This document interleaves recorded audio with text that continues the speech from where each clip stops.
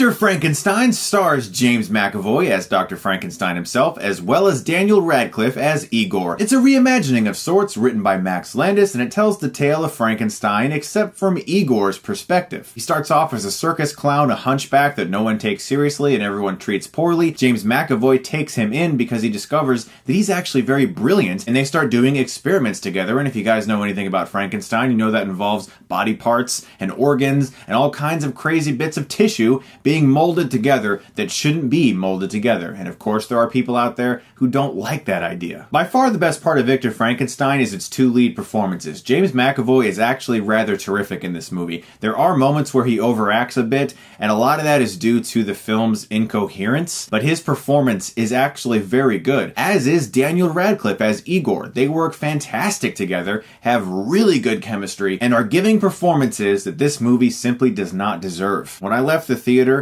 not a bone in my body wanted to make a video about this movie. But I have a dedication to you guys to talk about the films that I see, the new releases that I do see, and I want to do that. But when I left that theater, all I wanted to do was take a nap. This movie just exhausted me. In short, for a film that bills itself as a reimagining of something we're already very familiar with, there's barely anything imaginative or original about this movie except a change of character perspective. It's like the new 50 Shades of Grey or the new Twilight book that flips it and tells it from the other character's perspective, and it's supposed to be new and different. Also, the director of this movie has come out in an interview recently saying that he felt that Mary Shelley's original classic Frankenstein novel was dull as dishwater. Now, that's fine if that's his opinion. If he doesn't like the original book, well then of course he's entitled to that opinion. My problem with that is that if you have that opinion about the original source material, what about it inspires you to want to direct a movie that's even remotely like it? Obviously, you're not going to feel that close to it, and you're not going to want to tell a great story if you're not that inspired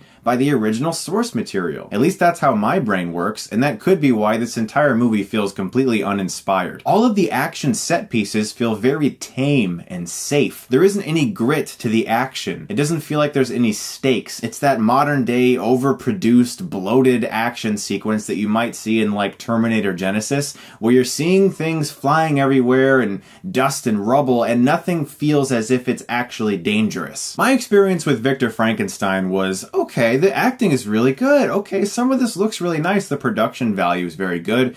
Oh, it's really getting boring. We've got an hour to go. Oh boy.